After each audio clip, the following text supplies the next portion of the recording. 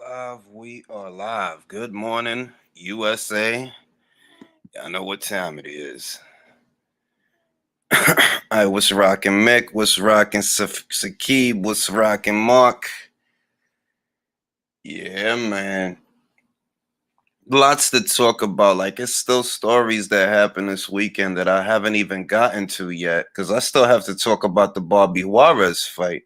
I still got to talk about that.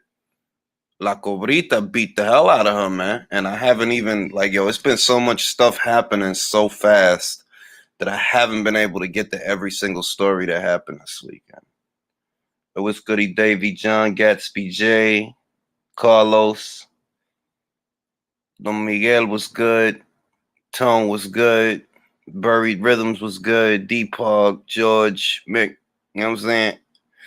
But it's so many stories that have been happening all at once that I haven't even gotten to the Juarez fight, man. It's wild, man. Burchell, he ended up testing positive for you know who, and I don't think that's a big deal that he did though, because it's not like that fight was about to be tomorrow. You feel me? Like at minimum, you lost 14 days. At most, I should say, you probably lost 14 days. So I don't really think that Burchell testing positive affects that Valdez fight all that much. It's not that big a deal, you know what I mean? I appreciate that, Standing 8. Appreciate it, bro. I don't really think that's that big a deal. The Povetkin thing, there's a little bit more on the line there when it comes to Povetkin because White wants that interim status back. You know what I mean? Like, he needs that back. Well, I mean, really, I don't even know if he needs it because the WBC, them dudes are a joke, man. That organization. I uploaded a video yesterday talking about how these buffoons just ordered Estrada versus Room V Side 3. And I'm like, why the hell would they order that fight now? Like, why would y'all order that fight? The WBC is a bunch of clowns, man. I heard Wilder went to the Warren Commission. What, the Frank Warren Commission? Oh, yeah, I heard that they're about to have a rematch. Good luck to Adam. Can he do any better in a rematch? I don't know because, to be honest, he looked like regular old Adam. You know, like he went out there and did the same kind of stuff that he's known to do. He's a pressure guy. He throws a lot of punches, and it looks like, yo, you just got caught. You know what I mean? Like, you just got caught because you do open up a lot, and when you open up a lot, it's bound to happen. You're giving the other guy more opportunities to hit you. So I don't know what's going to happen in a rematch. And if anything, Robert Helenius has to be feeling inspired right now that Robert was a guy whose career didn't go the way that people thought it would. But with this, he still has a glimmer of hope to maybe do something. I don't know if he's going to let Adam steal that from him. You know what I mean? I was good, Nathan. Oh, my God. Wilder is the super fraud, bro.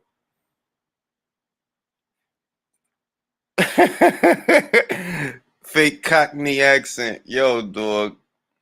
The funniest thing was when Derek chewed out Cougar Cassius only to take pictures with him after the fight. It's wild, man. It's wild, but there's just so much stuff that's happening right now, man. Mad stuff. And I had to do a little quick live because I might be a little bit busy this morning, so I just thought I'd get one of these out the way.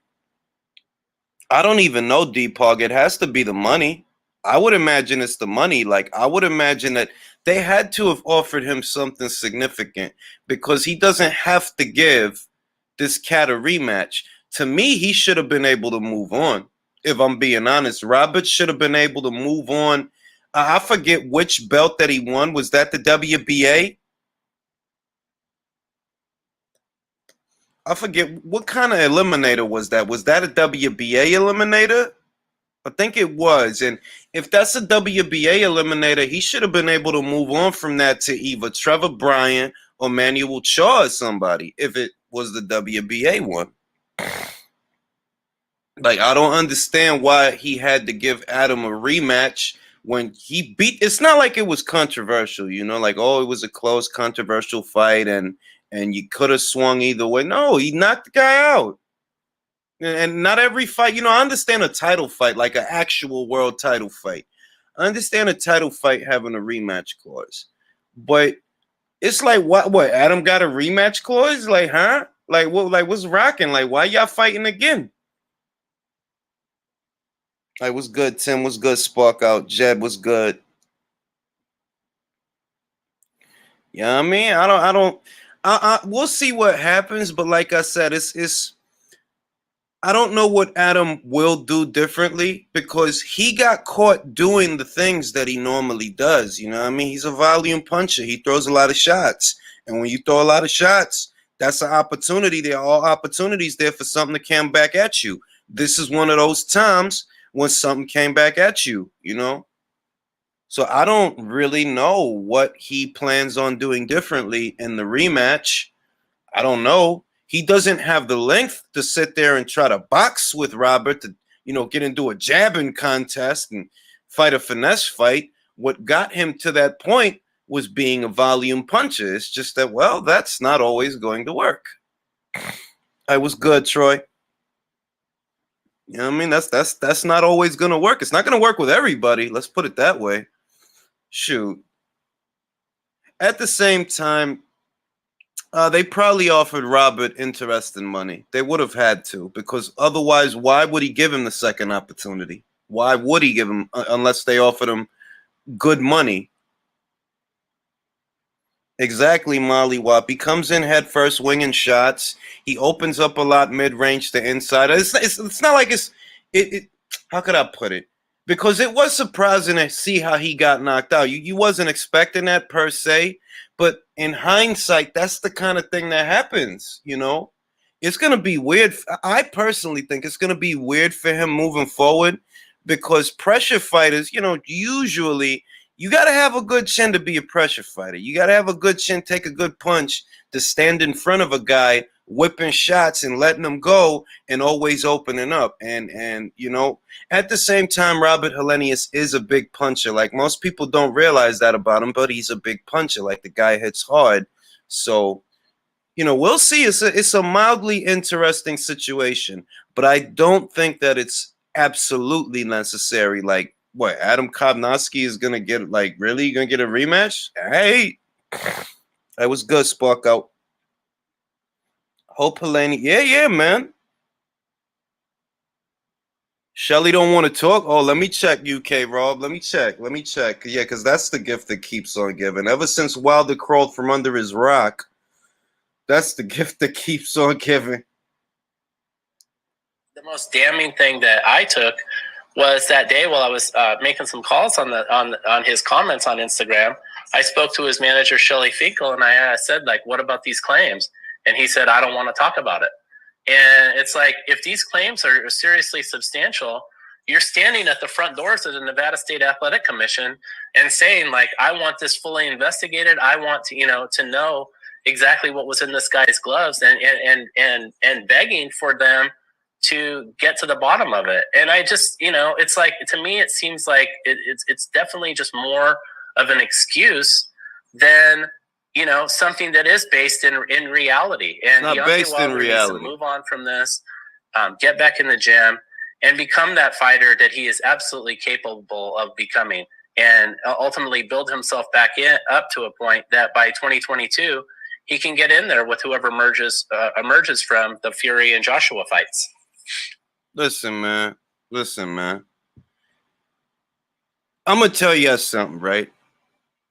People don't value the truth anymore. You got to understand that. And that carries over into day-to-day life. It's not just limited to boxing. It carries over into day-to-day life. For example, people don't care that there's no truth to what Wilder's saying. They don't care. You know what I mean? They just want to like him, and they want to like him, and they want to love him. And it's stupid because he's not a child. If you felt, and I'm going to repeat the same questions that I had, that I've always had.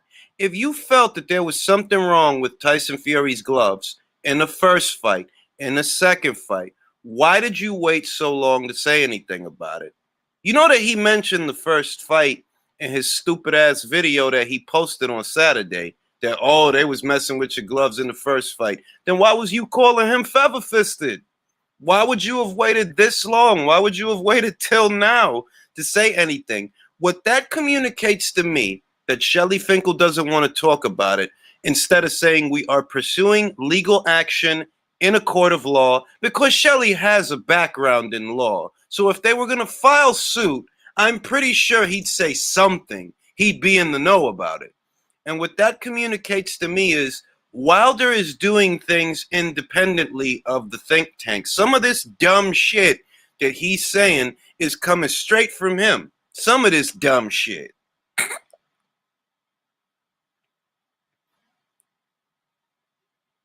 It makes sense, Buried Rhythms. It makes sense. You know, it makes sense. I don't know how much of this is something that they planned out, because it's actually beneficial for Wilder that the third fight isn't happening. It's beneficial for him because it gives him, an opportunity to fight someone else that won't beat the hell out of him. You know, it gives him an opportunity to fight a Charles Martin. It gives him an opportunity to fight a Frankie Sanchez, just one of them guys that's on that side of the street. It gives them an opportunity, you know. It's just that they play all these games and they have all these shyster tactics. They could have manned up, and yes, momentarily your public image would have took a hit. But if you would have said, "Look, he was the better man, and we're gonna try to bounce back, and that's it," yeah, momentarily your image takes a hit. But if your heart is in the right place and your dedication is in the right place, over time that'll go away. These cats is so focused on perpetuating the image that it's like, yo, you doing everything wrong. You doing everything wrong. Everything. Bruh, that would be funny. I ain't gonna lie. I ain't even gonna lie. That would be funny. If Charles Martin knocked him out, that would be hilarious. Better still, it didn't have to go down like that. You see what I'm saying? The way that they went about things, like, oh, you have to paint this picture to where Anthony Joshua doesn't want to fight people, when he made both of you offers. He made Tyson Fury an offer. He made Deontay Wilder an offer. If you two want to seek refuge with each other, you're not fooling nobody. Like, bruh, like, what you trying to convince me? That y'all gonna make the money fighting each other? That y'all would have made fighting him? Come on, B. Obviously not, bro. Fury, you wasn't getting money in the UK. That's why you had to come to America. Because you wasn't getting money over there, bro. He was getting money over there. He's still getting money over there. You not. Wilder, we know you ain't getting money over here. You wasn't. You wasn't. So y'all two sought refuge with each other.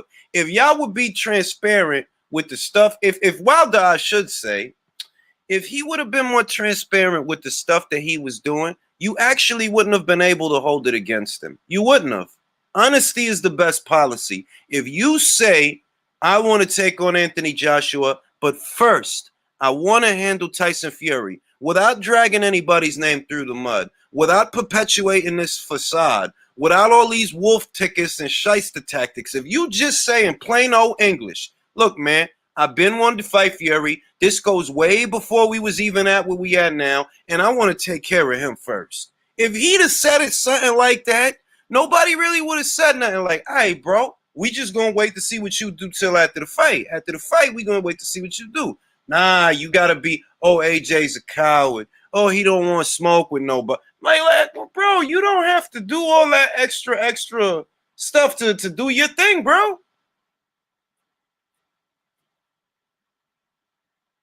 Wilder's chinny, yeah, he is, man. He is. This is what Fury gets. He was going along with Wilder's BS against AJ.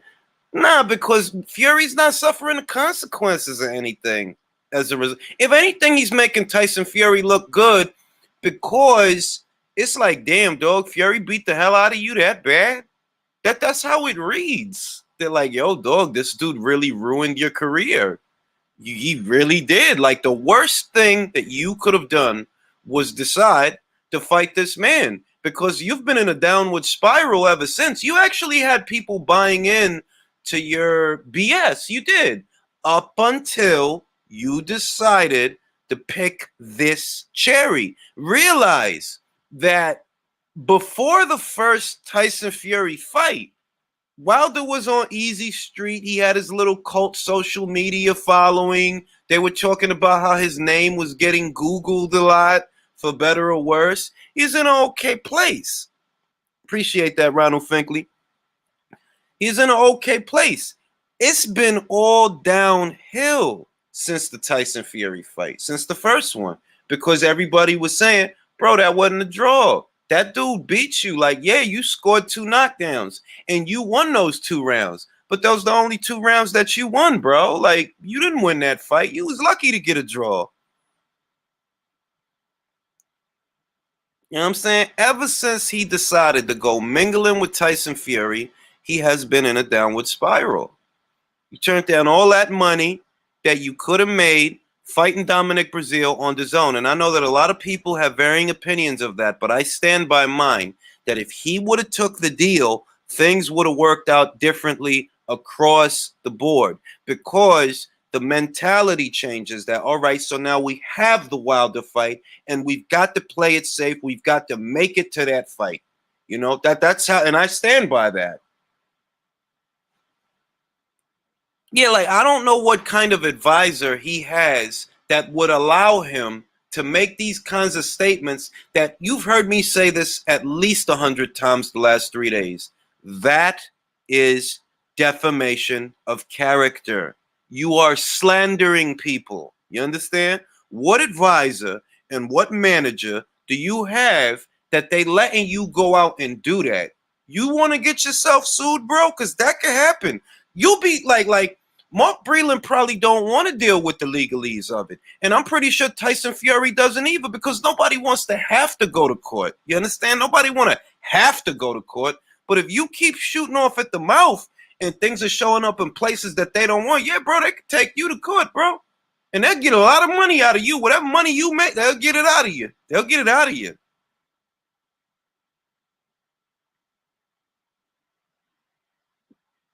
You know what I'm saying? It's that dude is a buffoon, man. He's a buffoon. Like, I don't know how you have JDs, you have Shelly Finkel, Al Heyman, all his fingers in the pie, and you still just, I don't even know, bro. Like, I don't even know.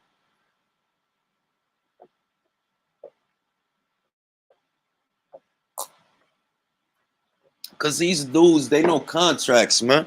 They know contracts, they know law. I cannot go, especially if I'm a public figure myself, saying things like somebody drugged me. That, you know, that's an assault. That counts as an assault. Drugging somebody counts as an assault. And you saying that this man assaulted you before a fight, and I said it in another video. What if you saying that affects his ability to get money? People gonna be giving him the side eye, like, word, you drugging people now? Nah, I'm good, bro. I don't want you around here, bro, because you over here drugging people. Wilder say you drug, you know what I mean? Like, you can't run around saying something like that about somebody, because it could affect their day-to-day life and their ability to make money. Moreover, you accusing him of committing a crime, but if you really believe that, bro, you would have went to get you would have went to get your urine tested or your blood tested after the fight. If you felt like, oh yeah, they slipped me a muscle relaxer, Hey, bro, you literally a millionaire. So go to a local lab and get your piss tested, or go to a hospital.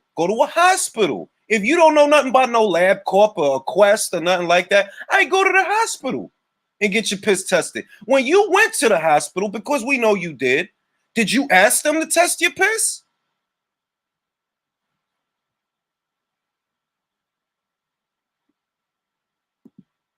This is because you know he went to the hospital after the fight.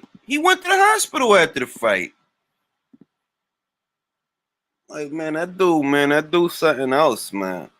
That dude is something else, but he better be careful, because the only reason that MTK and Tyson Fury and Top Rank and ESPN, the only reason they not suing this man is because they don't want to be tied up in court when they supposed to be fighting. See, that's why you don't sue him. Like, bro, we got to pay the lawyer. We got to set aside the dates for the court dates, middle of a pandemic. It's a pain in the ass. We don't want to have to do that. But rest assured, if you try any funny stuff, if you try to file suit, bro, we are gonna countersue you, and we're gonna win.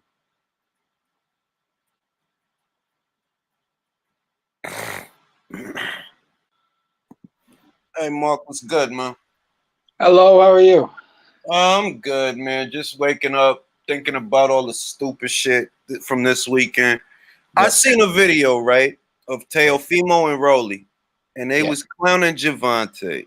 And Hmm. it's not like, see, clowning, I always viewed clowning like you got to exaggerate a little bit to tell a joke. That's how Sure, it is clowning. Whereas sure. them dudes wasn't saying nothing that wasn't true. Like they was legit. Like they was being like, yeah, it was funny, but what they was saying was true. Like, yeah, you the 130-pound champ that only fight featherweights. I was like, yeah, it's kind of true, dog. That's not true, though. That's a lie. I mean, he fought Pedraza a million years No, ago. no, bro. He also fights bantamweights. That's yeah, dog. Like I'm like, yo, look, man. Look. All jokes aside, it's not hate of this kid, and I'm tired of this like poo butt generation thinking that if you tell the truth, oh, that's hate. No, that's reality. All right. This generation is not you, Mark, but you understand. Like this generation is so accustomed to the fluff and the coddling old doodle butt generation that need their booty wiped by their mama. Listen, man, that's reality, bro. You can't expect people to like him and be high on him for doing weak shit. Like it's not gonna work, bro. Mm, that's fair. That's fair. Hey, Julius, do you know what I noticed? Go ahead, go ahead. Both of my signs, whether it's Chinese or astrological by ours, they're both studs, bulls, a bull and a rooster. Well, that you know what that means, dog. You gotta start taking pictures at a gun show. You gotta take- But nah, but on the real man, no, you're right. You're right about that, bro. no, it's just I look. If you go to Fight Hype right now and you just look at Oh no, no. Don't, you don't have to watch the video, but just if you were to go there and I've you already listen, seen it. yeah, and you listen to the video from Lopez and Rolly, right? Because it's not Yeah, even like they said something that was like they didn't say much. And then you read the comments, oh, they hate. And like, how is that hating, bro? They didn't even lie about nothing. They didn't lie about nothing, bro. Hating yeah, is but when if you say something that's true, people are like, "Oh, you're a hater," or "Oh, you're being mean." Like for example, if I turn around and I see a 525-pound woman and I say, "Yo, you're fat," she's gonna be like, "You're shaming me." No, I'm telling you the truth. You you know are fat.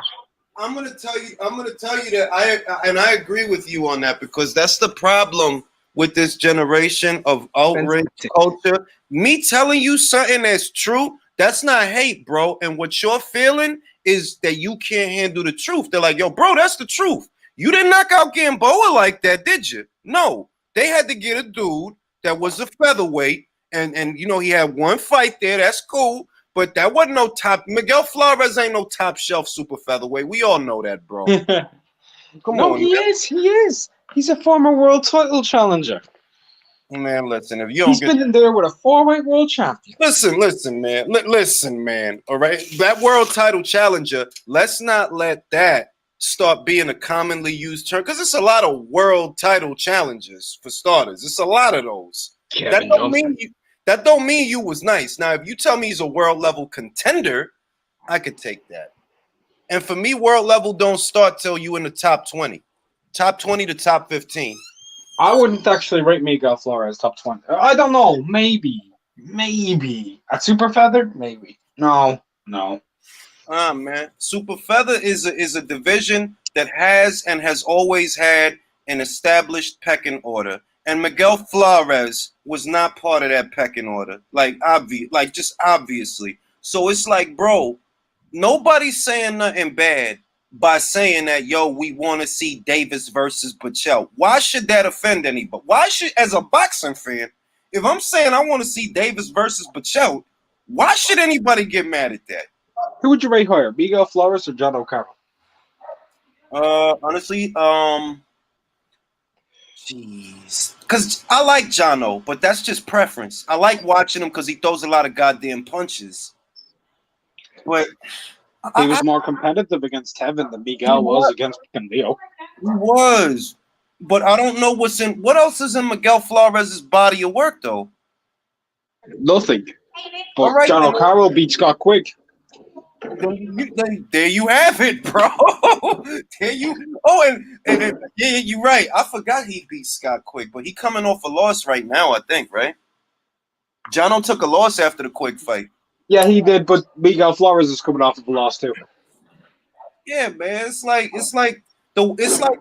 I don't know for what reason I'm supposed to like Tank and only say nice things. Like, for what reason, bro? You not fighting the people that I want to see you fight. Because Julius, you're not allowed to say anything negative against people. You're not allowed. Well, they could suck a whole lot of cock with that bullshit. Cause like, look, man, I'm a paying customer. I gotta pay for boxing in one way, shape, or form. I have to pay for it. So since it's something that I pay for, I can give a product review like, hey, that's a shitty ass fight. I don't want to see that shit. And you know you're gonna fight Gary Russell Jr. You know that's who you're gonna fight. You know it. Did you enjoy that fight? More than I would enjoy the Leo fight, yes. Because I want someone. Did you watch the Leo fight at all? Honestly, I only caught 3 rounds of that fight. It was exciting enough, but like do you remember me saying like it'll go into the mid rounds and Tank will catch him with that uppercut probably in the corner? Yeah. Yeah. That's what happened. I mean, like, how could I put it, man? It shouldn't be exciting. You understand what I mean? No, it shouldn't. He should have been. If that was Miguel Berchelt, do you think Leo would have been successful? And that's exactly, I think, and I honestly believe this because it's not about hyping up Berchelt. I've been saying that that's the most. Berchelt would have just put him on the back foot. He just would have walked at him, pushed him back, and mauled him. That's the basic idea that like it's not supposed. It's exciting, and that's why I've been saying it all in the build-up. That is a fight that may be competitive for the wrong reasons. And what's the wrong reasons? This guy can't crack an egg at this weight, but we don't know if you weight drained, and that's the intrigue. That's what's gonna make the fight look the way that it look. If you weight drained and you get punched in the head, you might get woozy a little bit. Like you might low key get stunned because you weight drained, and we're not gonna know that till the night of the fight. Yeah, it's true. It's true. That's the only reason you weren't 100% sure on who wins for a bit. Yeah, because I don't trust either of them. If I look at it as a situation where I would put up money against someone and I'm like, do I actually trust Leo with my money? No. Mm-hmm. Do I trust Dave? No. This could be a cherry pick gone wrong. Look at Wilder. Could be a cherry. I don't know. You know what? I'm keeping my money in my pocket because I don't trust either of you. I don't either. But I didn't make my pick. I believe Tank would. It didn't come down to like anything to do with skill levels or anything like that for me. It just came down to sheer fucking size and familiarity with the weight. I guess. Like that was a situation where it's like I don't give a fuck about the fight, so I don't owe nobody shit. You know what I mean? Like bro. It was a pound for pound fight. It was in the sense that it caused movement on my shit. It did cause movement on my shit. It did. Davis is there now. It is what it is. I gotta follow the rules. But it's like, come on, dog. Like you just hear on some real sucker shit, bro. Like if you was every inch the fighter that they trying to make you out to be, it wouldn't be asking a lot to fight a Berchelt. You didn't even fight Alberto Machado, bro, or Andrew Concio. You didn't even fight him. Let alone. We ain't looking for much. Would we have been angry if he had fought Tevin Farmer? No. Nope. If he were to fight Jojo Diaz at 130, would we be upset with him? No. That's the funniest shit that I said, and I said it plenty of times. If you didn't fight Vasyl Lomachenko, right, and they felt that you're not ready for that yet, you know, I could have forgiven that if you would have fought other people. But you didn't fight nobody interesting, bro. And don't try to tell me that Leo supposed to be interesting, because he not. Who has been interested in Leo Santa Cruz's fights the last 3 years, bro? Like, nobody. Last interesting fighter he fought was Frampton. That's it. And that was a good fight, by the way, because I didn't think he was going Both fights were very good. Yeah, both of them fights was good. Like Frampton had career. I think that was a career best performance. The first fight. That's what got Frampton Ring Magazine Fighter of the Year that year. Yep, that was what 2016. Yes, sir. Yeah. Frampton was it 2015 or 2016? I think it was 2016. I don't think it was 2015. I don't know. I think it might have been 2015. I'm like shit, dog. Like shit, dog. Like the fuck, man. Like you can't honestly think you're gonna get me to open up my wallet and pay to see this cat fight. You're right. You're right. 2016, because Fury got the Fighter of the Year in 2015, didn't he? When he beat Vlad. I always forget that's 2015. And I think the Vlad fight was towards the end of the year, right? Yeah. Yeah. So like, if you do something after everybody else, you tend to win those awards just based off of natural reaction. You know what I mean? Yeah, because they only it's like now. Look, they talking about knockout of the year, right? And now they talking about Tank. The Povetkin KO still holds more weight for me. Why? Because those was two guys on an even playing field. It's not even just that. The Povetkin KO over White, if you look at the way that fight was going, it came out of nowhere. Exactly. With Tank, he started to hurt Leo, and you could see, right, it's a matter of time. Next minute, 2 minutes or so, maybe next round, he getting him out of there. He hurt him and got him into the corner, and he KO'd him. I could say that I did not have the reaction for the Santa Cruz KO that I had for the Povetkin KO, or for the White KO, because I didn't. Or the Baranchik Zepeda KO. Nah, exactly. Like, it just wasn't the same. That it was like when I'm watching the Baranchik shit, I'm on the edge of my seat, bro. Like, I'm like, what the fuck, dog? Zepeda was just knocked down over in the corner, and then he comes out of the corner, and then he knocks Baranchik out cold. That caught me off guard. It was a bar fight. It was a bar fight. Like, it was like, it was excited. I wasn't excited. Like, I don't know. I'm tired of these participation awards that cats like, bro, you giving him all this praise for knocking out a little dude that you know is a little dude. Don't try to act like you high on Leo so this could look like a dope. It's not a dope knockout, bro. Fight somebody your own size. Fight somebody with a post, bro. Mm-hmm. It shouldn't be that hard because everybody else is doing it. I would have took fucking Gervonta Davis versus Mickey Roman. I would have took that. Yeah. No, I understand. Man. If that would have, I'm gonna tell you, motherfucking right now, if he could have did the Mickey Roman, who has a chin, who hit hard, if he'd have slept him the way he slept Leo, we might be talking about Davis on this channel real different. Like, yo, but he's cold slept him. That's Mickey Roman. He cold slept. You don't just cold sleep Mickey Roman. You might force a stoppage. You might force a stoppage, but you're not going to cold sleep him. But you see, people will say, well, you don't just cold sleep Leo. Leo ain't ever been dropped or stopped or whatever. And people will say that. And then it's like, yeah, but Leo a bantamweight. That's what it's the goofy shit that I got to sit here and break it down. I got to break it down why this shit is whack. Like, bro, that's a little dude, bro. Just because he a little taller, just like the cat that tried to say, oh, Leo almost 6 feet. I'm like, yo, dog, stop. Get off the fentanyl, bro. He ain't almost 6 feet tall. What the hell is wrong with you? Fentanyl, man. Stupid shit, dog. And now, look, he probably going to fight Gary. If I'm being honest, I find that a slightly better fight than Leo. I find that to be a slightly better fight. But you still fighting little dudes, bro. And I don't want to hear that Loma versus Rigo shit. Like, cause that's the new crutch, you know. That's what everybody like to bring up. They're, oh, Loma fought Rigo. Yeah, I fucking wanted him to fight Rigo. But here's my thing, right? Loma fought Rigo. Did I support that? No. So what? Like, that's the thing when people bring that shit up, right, Julius? Yeah. So when people bring that stuff up, as though that's a reason for you to change your mind. If you didn't agree with it in the first place, you can be like, well, I didn't agree with that either. Like, I didn't agree with Spence fighting Mikey. Bro, when he fought Rigo. Golovkin versus Brook. When he fought Rigo, and he did what he did, that Rigo quit and all of that. bro, I wasn't high off for that, and I was getting a lot of heat for that. And I'm like, bro, that's a little dude. He did what I thought he was gonna do. He did what he did what I thought. I thought he was gonna win. I didn't think Rigo was gonna quit. That kind of caught me off guard. Like, wow, you gonna quit? This is your moment, bro. This is what you wanted. Pull it out, bro. Pull something out. Pull something out your ass, man. You got to make it work. Nah, you quit. I wasn't expecting that. But it's like, dog, I wasn't high off a little more for that. Why? Because that's a little dude. That's a little dude. Yo, everybody in the chat, what's your KO of the year right now? Povetkin versus White, Tank versus Leo, or Zepeda versus Baranchik?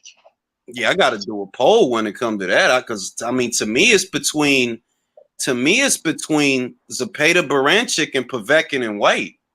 But you got to put the Tank Leo one in there. It is a really good knockout. If we're just talking about highlight reel KOs, yes, it's got to be there. Yes, because it's a KO. But did I enjoy that one as much as the others? The easy answer is no, bro. This is a little dude. Why would I be over the moon that you out here knocking off little dudes? That shit corny, man. Like, so basically, you obviously ain't what they say you is if this is what you got to do, because the other cats is fighting each other. You see what I mean? Like, the other cats is fighting each other, bro. Like, when Julius, what do you think of the new claim that they're coming up with? Tank isn't smaller, isn't the bigger guy against Leo. I'm saying Leo, because he's taller and he had muscle. Oh, come on. Bigger than Tank. And that's like, bro, that's just goofball shit. That's dumb shit. Like, that's retard shit. Like, bro. That's like saying Luke Campbell, yeah, is bigger than Sean Porter. Bro, that's like saying Luke Campbell is bigger than Ivan Baranchik. think about how stupid that shit is. Like, what are you, an idiot? Ivan Baranchik's massive. like, what are you, slow? Like, what the fuck? Like, oh my god, man. I can't get enough of the Tank shit, because it's like, I can't believe that this is going on, because in another era, I know this guy's career don't get off the ground till he fights somebody with a pole. Like, all that being on, like, no, bro, people would shun you. You would be shunned. But this era, everybody. You just say the word shunned. Shunned. Like, bro, motherfuckers not even gonna look at you, bro. Like, till you fight somebody with a pulse, and there's plenty of guys like that to go around. Bro, ain't nobody, you ain't getting no limelight. Like, you just making a career off of, like what, for what reason should I be high off of this cat? For what? Oh, because he beat Pedraza 1,000,000 years ago? That wasn't that long ago, bro. What year was it? 2017.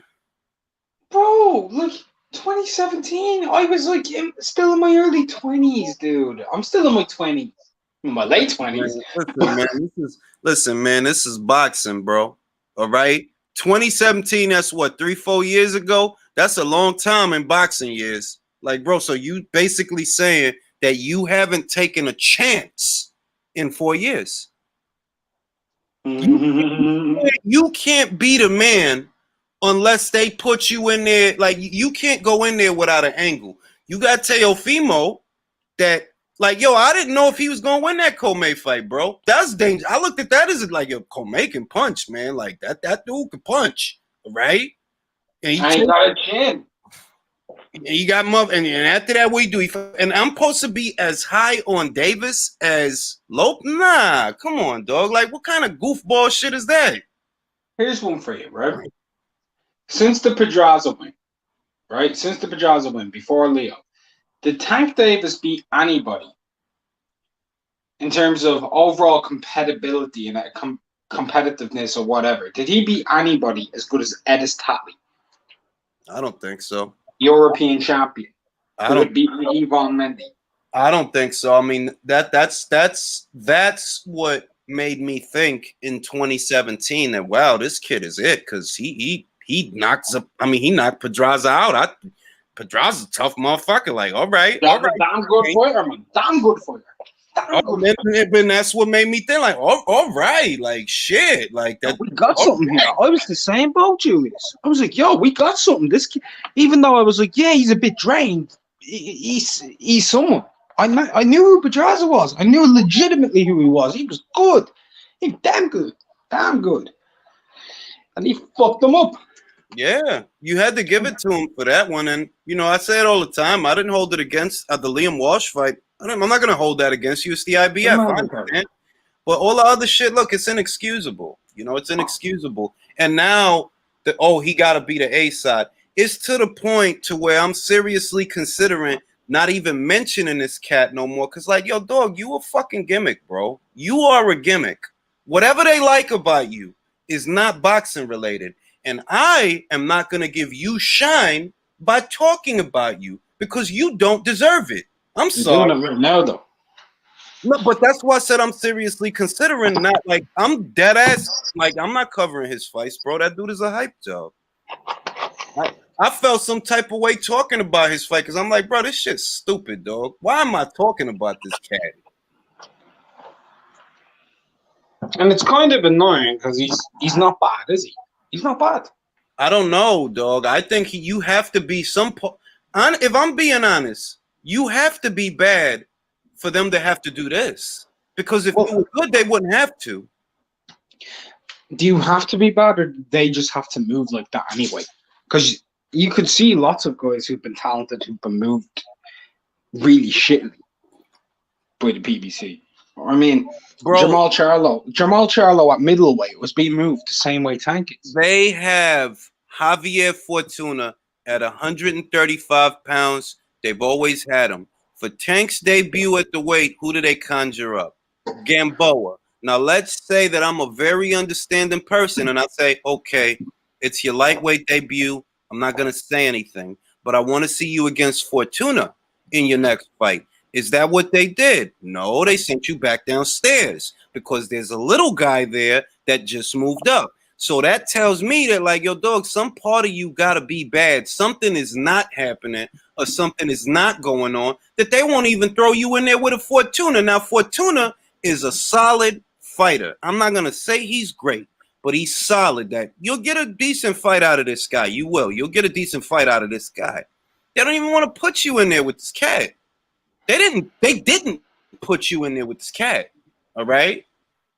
Devin Haney wanted that cat, though. He wanted that dude. He petitioned the WBC to get that fight. Samson wasn't having it. But I'm supposed to be high watching you spark out Leo? Come on, B. Come on, B. He another Wilder than me, except he has a better win than Wilder had at, what was that, 20-0? I think he beat Pedraza. He was 20-0 or 21-0. That's some stupid shit. Some dumb shit. Like, yo, dog, like, I don't know who do you think you're fooling, bro? They get Magic Johnson. I think Magic said he pound for pound #1. I'm like, yo, that shit hurt my brain, bro. Yeah, but Magic don't know anything about boxing. Yeah, but they still gonna be high off of that. Like, oh, look what Magic, like, yo, all right, we qualifying shit that basketball players say about boxing now. What the hell, man? It's I don't know, man. I just feel like that's a situation that is never gonna get better. I firmly believe that it's not gonna change, bro. They're not gonna stop what they're doing. They're not. You're making me feel so sad right now, Julius. Nah, because there's still other fights. There's still other fights, and there's still other fighters. Everybody not scared to death like them, man. They like really when we talk about a lot of the things that are going on that are wrong with boxing, generally speaking, we're still talking about the same outfit. You still got Teofimo Lopez. You still got Ryan Garcia and Devin Haney and these cats. You still got all of them. You know, you still got Miguel Burchell. You know what I'm saying? You still got, but Burchell ain't doing a lot for me either. He's fighting guys in other divisions too. Yeah, I'll give you this, that, and I've said it here on the channel. It shouldn't be Burchell versus Valdez. It should have been Burchell versus Herring. But he rather fight a little dude on the come up. It ain't like I gave him shit for that when nobody was even paying attention. Like, yo, dog, like, why you rather fight Valdez than Herring? He got a belt. Make the unification match. Nah, he won't fight. All right, Miguel. I see you. I'll say that Oscar has what, 2 fights at super featherweight? The Adam Lopez fight. Yeah. What was the other one? Velez. And he didn't look good in either of them fights. No, he didn't. It was Velez, wasn't it? The other one, Jason Velez. I think so. The dude with thin eyebrows, I think it is. There's a lot of them. Yeah. And I've been watching him, man, and he just like, bro, you are gonna get fucking murdered, bro. Like, I don't know why he shouldn't have moved up. He shouldn't have moved up. No. If he wanted to move up, you move up, but stop feeling rushed to have because bro, that dude is probably gonna get the shit beaten out of him. You just don't have the defense for this fight, bro. If you got with Eddie Reynoso, give yourself more than just 2 fights to get it together, because you don't have the size, bro. You a small super featherweight. You there with Carl Frampton as far as like little ass dudes at 130. You little for 130. I don't know, man. He is gonna get the shit beaten out of him. He is. And I can't give Miguel a whole heap of credit for that, because since like you had a war with Quigg before you left 126, right? And that was a fucking war. It was a great fight, so you can't complain. But it's like you see that, like, yo, you just defense is just not your area of expertise, because you just get hit with a lot of shit. Go up to super featherweight and you want to fight this motherfucker? I respect your cojones, but you gonna end up in a hospital, bro. Yeah, Tank is a little dude destroyer. He's a little dude destroyer. Fronting on Magic. Now we talking about being point guard. Who said we fronting on Magic? You know what I'm saying? Who said that? I don't qualify Magic Johnson's anecdotes when it comes to boxing, so I don't give a shit. If you want to talk to me about basketball and tell me who's the best right now, well, listen to him. Yeah, like I don't qualify. How you gonna call like this? That blew my mind. Like, and I just knew, like, oh my god, did Magic just call him the best pound for like really? Wow. I don't think he's ever gonna fight someone with a pulse. I just don't. And they don't have anybody. See, Top Rank had Teofimo, right? To create an in-house situation that was still intriguing. They had Teofimo. Whereas we know the PBC is going to keep everything in-house. We know that they are. And they don't have a rival for him in-house. All of his rivals are in other places. Devin Haney's with Matchroom. Teofimo's with Top Rank. Ryan is with Golden Boy. And, bro, you're not going to fight none of them dudes, man. Like, you're not. What the fuck was stopping Tank from fighting Luke Campbell? Like I don't understand why that has to be such an alien proposition. Bro, you just went up to lightweight, right? Yeah.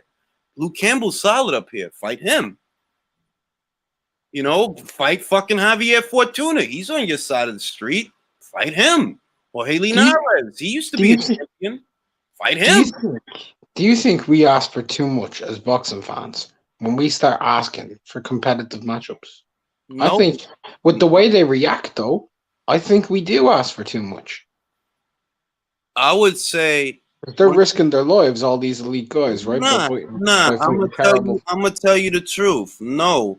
And the reason I say no, it's not because of me. It's not because of you. It's not because of the consumer review crap. It's because there are people out there that are doing it. You understand?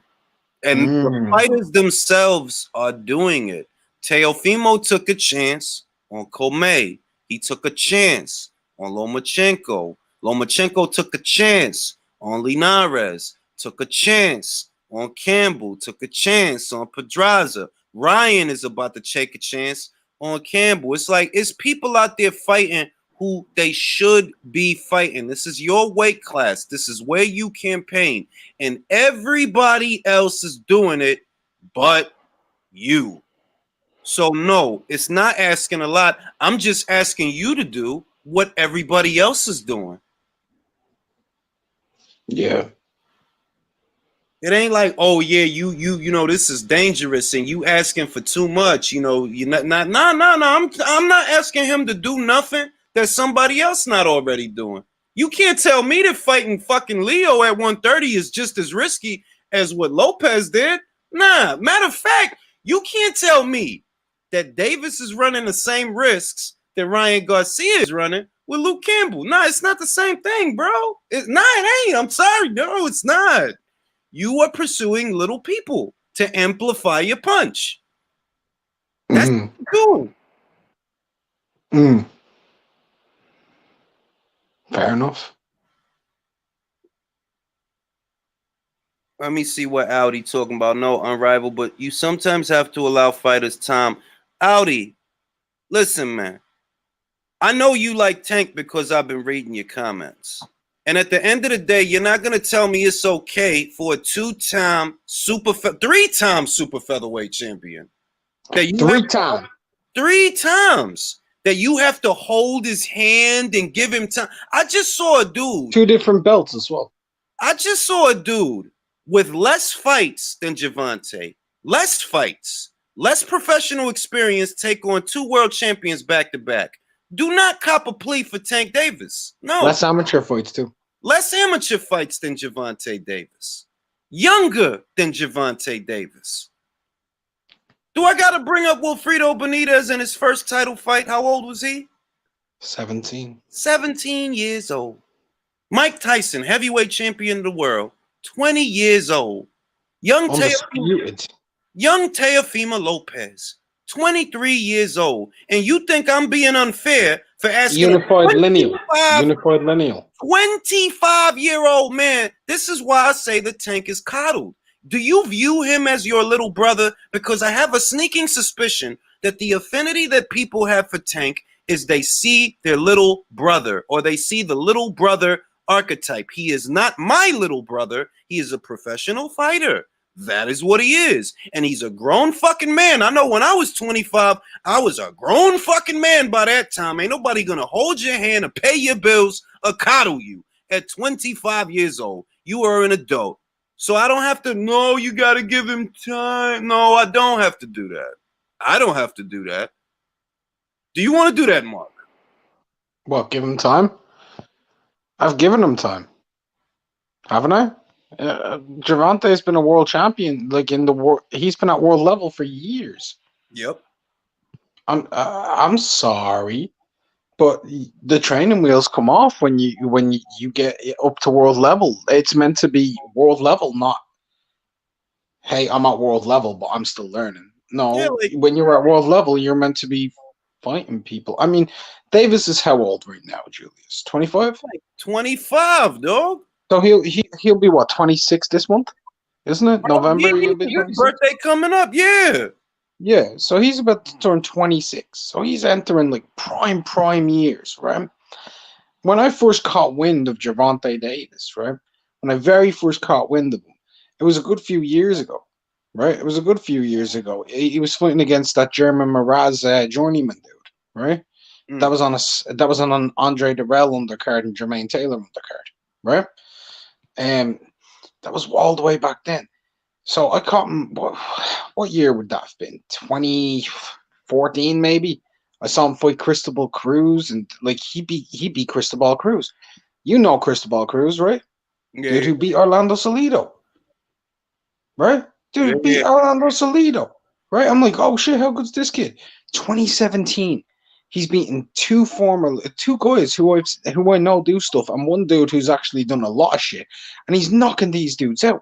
Then he goes in there and he beats Jose Pedraza, who was 22-0 at the time, man. Yeah. 22-0. I'd seen Pedraza beat Andrei Klimov, Edner Cherrybomb Cherry, and Stephen Smith out of the UK by the time he fought Tank. I was like, that dude's legit. And he beats him. And since then, it's gone downhill. And it's like it's not 3 years. It took him 3 further years. It took him 3. Like, I'm not even trying to be funny, but when I say Cristobal Cruz, when he beat Cristobal Cruz, yeah, after the fucking Pedraza fight, he beats Walsh, Fonseca, Cuellar, and Hugo Ruiz and Ricardo Nunes. all of them are lesser opposition than Cristobal Cruz, who he fought before he even got to Pedraza 5 years ago. Yeah. He's regressing, and that's the whole point. It's not that he's a never was. Nah, he honestly, he had me fooled for a second. But, like, bruh, I'm a paying customer. What you do has to intrigue me enough that I want to pay in some capacity, that I want to pay to be able to see. And you have not done that. Like, you not. Now, I understand it's a brutal sport. I'm all for the gimme fight after the hard fight. I'm all for that. Like, bro, don't get yourself cussed. Don't get yourself killed out here just to make a couple of dollars. I'm all for the gimme fight after the hard fight. I'm all for the right way to go about setting up a fight. For example, Yes. let's say that Errol Spence Jr. and Terrence Crawford said, this is what we're going to do, bro. We're going to have this fight, but I just had this fucking car accident. So let's do an Andre Ward, Sergey Kovalev kind of thing. Let's reach a 3-fight deal. That I get 2 fights, you get 2 fights, then we fight each other. Is that a good deal? I'll take it. Because then I know, they are trying to make the fight. All I got to do is wait. But they're gonna fight. The same way it was with the Kovalev shit. Everybody forgot that when they made that deal, there was people that was accusing Andre Ward of trying to, like, they signed a 3-fight deal, bro. They're gonna fight. Just calm fucking down, bro. Just wait. You know what I mean? They'll fight. You know what I mean? So if you show me that, like, yeah, we're going to sign a deal, and it might be 2 fights from now, but the deal is done. The deal is done. I'll take it. I'm not an unreasonable person, bro. But when I see this, I'm like, bro, 3 or 4 years of creative matchmaking, yeah, that's fucking unreasonable, bro. Like, are you good or what? Julius, do you remember 2016 a little bit? A little bit. Oh, yeah. I mean, yeah. Remember Gassiev, right? In 2016 when he beat Lebedev, right? Gassiev is younger than Tank, by the way. No, he's older than him. He's older? 27. He's 27 now. All right, But he was 23 when he fought Lebedev, right? Yeah. He was 23. Now, if you look at Tank, he would have been about what, 23 when he fought against Pedraza, roughly. About 23 when he fought Pedraza, right? So he was about 23 when he fought Pedraza. We'll give him the benefit of the doubt there. And after that Lebedev fight, he could have went and fought absolutely nobody, Gassiev, right? Yeah. Right? The same way Tank did. But what did he do? Was it, oh, you've gone from prospect, you're now a titleist, you're beating an older guy, but someone we know. What's next? Oh, yeah, let me just get into the ring with Krzysztof Wlodarczyk, Uniel Dorticus, and Alexander Usyk. Yeah. And he's not far. I mean, like, he's not far off from Tank's age. Guys like Gassiev. He's a year older than him. But that's not far off. That's a year. That's not far off. Gassiev, Inoue, Tanaka. These ain't old guys. You understand? Teofimo Lopez. He's younger than Tank. So it's not like somebody saying some crazy shit like, oh, he should have to fight all these No, bro. I'm saying you not doing what everybody else is doing. You not. You understand? And that's why you stand out. Because these other cats is taking chances. You're not. Yeah, it's crazy for me to think that Inoue is actually older than me. Bro, the dude is but look at Inoue. 3-division champion. How old is he? What, 25, 26? No, he's 27. Did he just turn 27? No, he turned 27 in April. He was born 10th of April, 93. Look, he's a goddamn hero. He's fucking 3 divisions. Yeah, okay, look. Matter of fact, no. I'm gonna put it. He's 27. He's 27, right? But Tank is about to turn 26. So, like I said, they're not far off. But he was 21. He was 21 in 2014, right? The year he turned 21. Actually, he would have been 20 when he picked up his first world title. Yeah, it's right? like. He was a two-way world champion. A two-way world champion at 21. So when I see that, right? When I see that from a young guy, don't think that, oh, you being how am I being unfair to Tank? If anything, Tank isn't being unfair to boxing because everybody else is taking all these chances and doing all this shit. And what you want me to do is coddle him for what little he is doing. Same as Wilder, man. Same as Wilder. While you had guys in a division that were fighting each other, you want me to turn my nose up at Dillian White. You want me to turn my nose up at Derek Chisora, these kind of guys, for who? For Wilder? Who wouldn't fight who would not do the stuff they do. Fucking Derek want to go in there and fight Dillian. This dude is in there like, yo, you crazy? Like, no, bro, you can't do that. You just fucking went 12 rounds with Usyk, bro. You crazy? Fucking Dillian White fought Povetkin just for the fuck of it. For the fuck of it. You wouldn't fight Povetkin for the fuck of it. You wouldn't. Dillian White didn't actually have to fight Povetkin. He could. Do you know what Dillian could have actually done if he wanted to? Bro, he could have fucking brought up Sanad Gashi or somebody, man. He could have. He could have fought anyone. He could have not fought anybody. Mm-hmm. That's true. He didn't have to have a fight. He just wanted to fight. He didn't have to have a fight. Like, man, when I see this type of stuff, right? And this is where my outrage comes from. That what they want to do is turn boxing into a perverse version of itself. When no, you have fighters like Derek Chisora is a fighter. That's a fighter, bro. That dude just want to fight. You know what I'm saying? And you want me to look down on Derek? Oh, because Derek got a couple of L. Yeah, but at least he's willing to have the goddamn fights. Yeah, he's fighting everybody. You look at that resume. He fought everybody. Why do you think I find it peculiar that Wilder never bumped into him? Why do you think? I'm like, yo, look at how many people Derek fought. Never mind the win-loss ratio. Look at how many. Do you remember when Wilder beat Audley Harrison? Oh, he and Derek Chisora were meant to fight. I know all about it. So you know where I'm going with this. And that's why I always say, you guys that are boxing fans, right? Because you're fucking boxing fans. You've been watching boxing. You don't find it at all peculiar that Wilder's been around since 2008 and he never bumped into Derek Chisora? You don't think supposed to fight him, actually? Well, they had a press conference set up and everything, and he didn't go. But right? that's what I'm alluding to. Do you know why he didn't go? Why he didn't go? This was to do with. Right, I'll type it in the private chat for you. Right.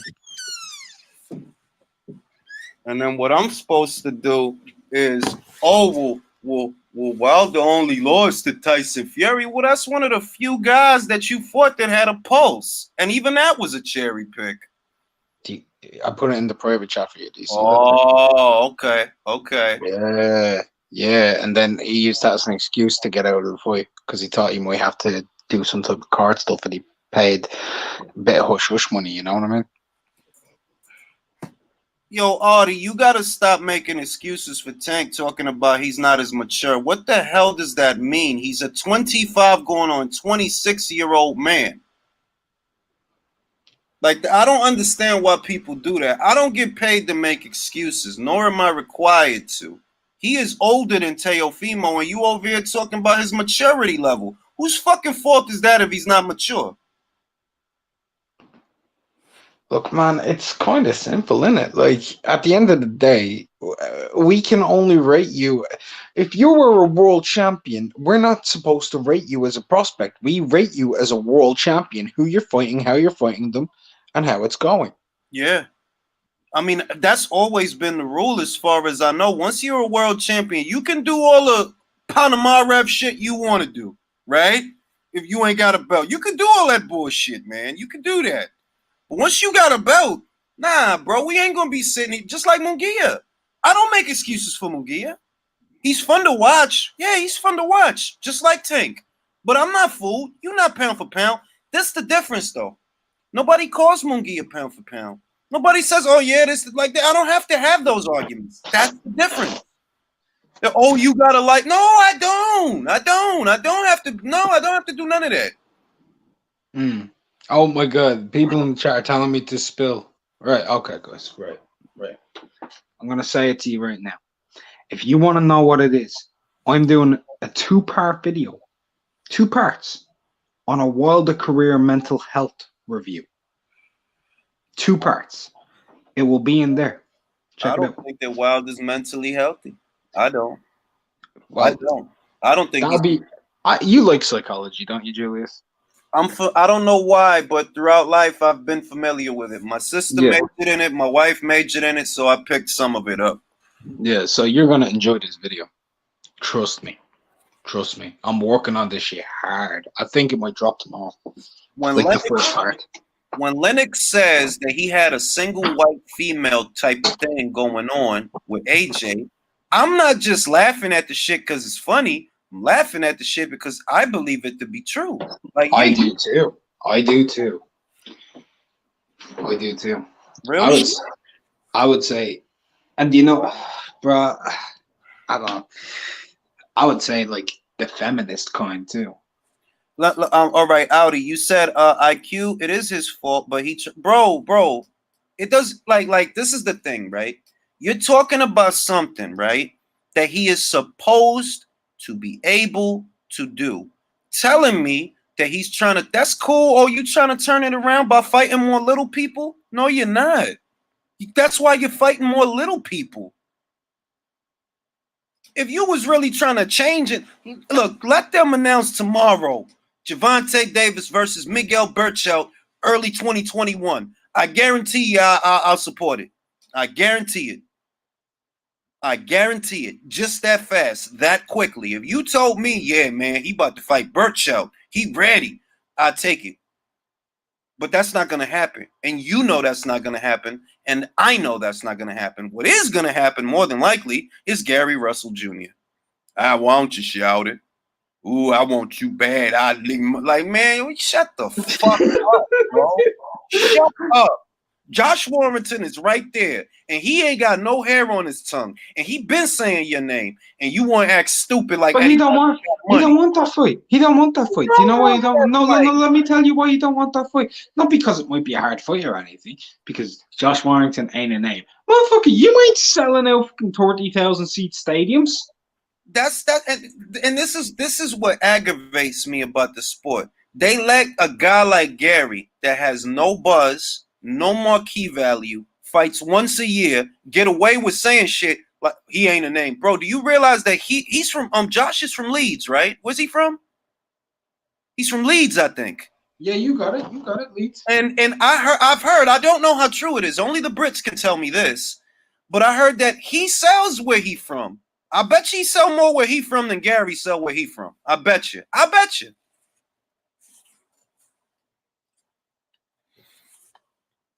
Not turning it around by trying to fight more little people so that you could look like you a bigger puncher than you really is. You're not turning it around. You just doing the same thing.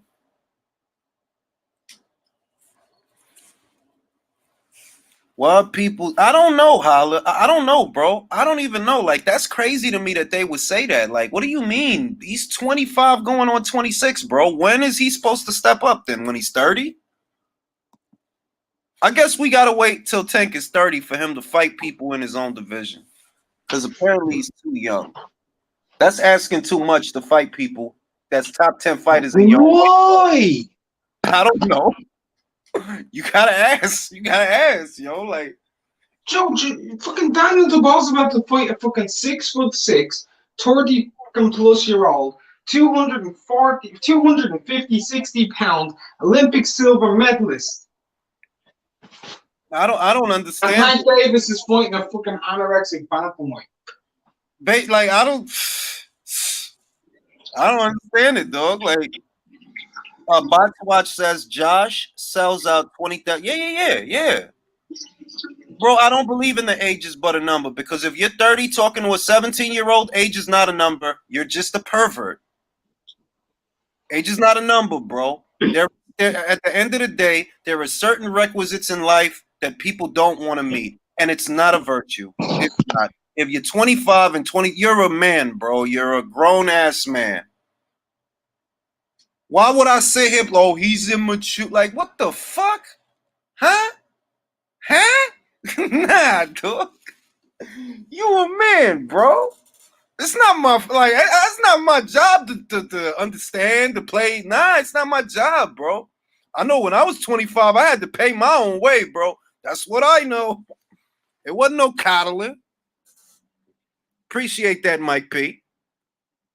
Wilder's a sick Bobby. We'll make this into something. Wilder only chance at good money. Well, you know what he could do, Mike? I think that what they're trying to do is start the gears for a comeback. And obviously, it's not going to be a comeback against live animals, but they're probably laying the groundwork so that Wilder can return in 2021, so that maybe they can position him to fight the winner of Joshua versus Fury in 2022, because that's the only play they still have. There's still money on the table. Troy, what's going on, man? What you think about this? These Gervonta Davis conversation that we having? It was a good conversation, man. I'm working as I'm talking. It's a good conversation. It has a lot of it. It has a lot of honesty to it, because we haven't seen him fight anybody yet that's in his weight class as a top guy, right? Not in a long time. Not in a long time. Right. So, and right now, because he's on the top of the heap, it shouldn't be too hard to make a fight with Haney or Ryan or even Tiafino, right? Right. It should be on paper, but I mean, easier said than done for some reason, right? Right. Right. So I don't honestly, I kind of hate you and like you right now because you got my mind working. I'm thinking about all these great fights, and in the back of my mind, because I'm old and miserable, I'm thinking this ain't never gonna happen. Everyone across the street is Yo, this you not. don't need to be old, Troy. Troy, you don't need to be old to be like that. I'm only, Pessimism is universal. That's true. I'm only joking, baby. I'm much too pretty to get old. But I dig it. I dig it. you know Troy, you know it's the truth though. Like, if we all fuckery aside, just as a sports fan, you know that there's a lot of shit that we would love that it's not gonna happen. So it's no point in really getting excited about it. We can talk about why it's not gonna happen, but there's no reason to get excited about it. It's not. Right. Yeah, well, you want to think positive, but as we've seen throughout the years, for some reason these fights just don't get made. I mean, honestly, I was impressed with my brother Saturday night. I had a feeling the fight was going to be tougher because he looked like he was weight drained to me. Mm-hmm. And I told people that I said it the same way you said it. That the only thing that's intriguing about the fight is that he looked like he weight drained. Yeah. Right. Yeah. Other than that, I didn't want to see the fight, but when he knocked him out how he did, he saved my night because I was really pulling for Derek to beat Usyk, and then Derek just he really didn't train for that fight. Coming in at 254, he didn't train for that damn fight. Nah, I think he was trying to run him over, Troy. I really think he was trying to use his size to run him over, and it wasn't a bad plan because he looked all right out there. He did look all right. Yeah, but you know what? I've been on your show and a lot of other shows, and I said that Usyk is an old school Chevy, man, because those fighters, man, there's certain fighters that are old school. They don't get warmed up till the 5th round, right? Mm-hmm, mm-hmm. You might be able to catch them here and there in the first couple of rounds, but if you don't take them out before the 5th, they're pretty much that's your ass, right? Mm-hmm. And that's what happened with Derek, right? Mm-hmm. Mm-hmm. Because truth of the matter, I don't see him handling White. I don't see him handling Fury.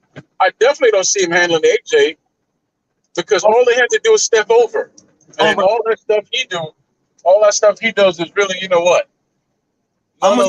Let me say that he stands a legitimate chance against a Joseph Parker.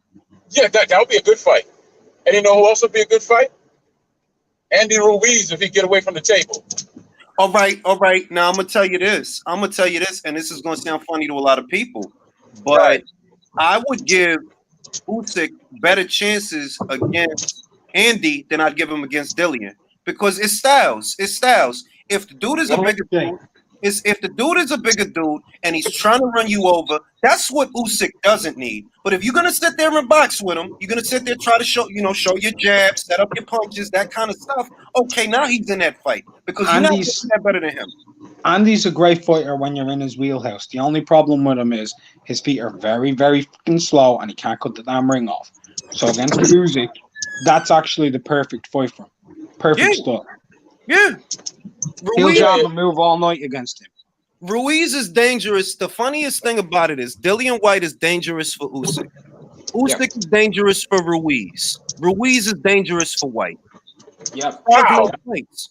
It's Because styles. It's styles. now, Troy, you just saw what happened with White and Povetkin, right?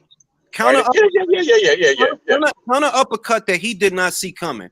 That's Ruiz's speciality. Except Ruiz has faster hands on the inside than Povetkin has. Remember, Povetkin 40. He 40. So it ain't like the dude got razor sharp reflexes anymore. Here's the difference, though, right? When it comes to Povetkin, he's very well schooled, so he could fool you, and then boom, he could do something else, right? Yeah. And he's not that polished. You see what he wants to do. All you have to do is avoid it, which is easier said than done, obviously, right? Yeah. But you see what he wants to do. Yeah. You want to know why? Because there's As a word for that. man, Troy, as Huh? a gambling man, do you trust, if it was White and Ruiz, can you trust White enough that he don't make a mistake? Because I trust White against any top heavyweight. I trust him against any current top heavyweight. Yes, I do. I'm gonna tell you the truth, Troy. I picked White to beat Povetkin, and I didn't trust him. You know what? I picked him, and I didn't trust him either. Let me tell you something. I saw the uppercut. I think I was on True Sports. I said to the brother, all White has to do is fake and then step over with an uppercut. I guess I should have kept my damn mouth shut because the wrong camp heard it, right? Yeah. I guess so. But you know what the fight I really want to see now, to be honest with you? And it's very doable. White versus Wilder. Call it, a World War event. Because look, Wilder complaining that he don't have a fight with Tyson. White don't have a fight with Povetkin. Come on now. Hey, brother Dolph. Okay, Julius. You know they're not gonna fight, bro. You know they're not gonna fight, bro. Come on, man. Would you agree with me that whilst people may think that fight's doable, that fight's one of the most undoable fights in boxing? That fight, yo, look, man. I'm gonna tell you. I'm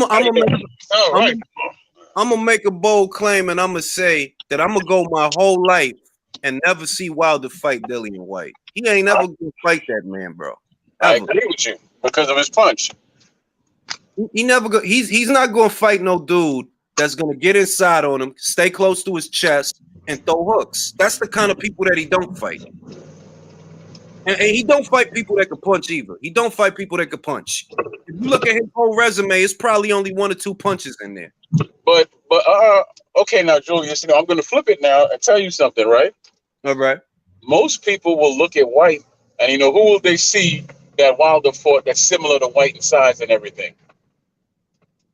Come on. The closest is Ortiz. If we're gonna no. Try again. He's from Haiti. You talking about Bermaid? No, just like Mr. Tyson said, Mr. Steven. So yeah. Stavern is not like Dillian. What he don't got? I mean, to my knowledge, and I'm pretty sure of this. Stavern ain't got reach, man. Dillian White does. He's got 77-inch reach. No. What I'm saying is that there's a lot of people out there that'll say, well, he beat so and so this way, so he's going to beat White that way. Where the difference is that if you take Bermain, he was strictly an inside fighter. You ever seen him fight outside? Yeah. You're right. Okay. He's an inside fighter. Yeah. He is. You kind of can't help but be an inside fighter when you're 6'2" a heavyweight. I think he's taller than 6'2". No, he's 6'2". He's 6'2". Yeah. He's not a big heavyweight, man. He's not a big heavyweight. Who are we talking about? White or we talking about Stavern? White's 2 inches. No, he's 6'2". All right. Well, look, I'm driving, man, so I'm gonna wish y'all fun to do because I don't want to. I'm trying to focus on the road. Hey. I think it, man. Drive safe and know that you're gonna go your whole life and never see Deontay Wilder fight Dillian White. I'm going the wrong way too. hey, but look, I just want to leave you with this. I'm not gonna make any DR jokes because your fighters are not worth joking over. Bye.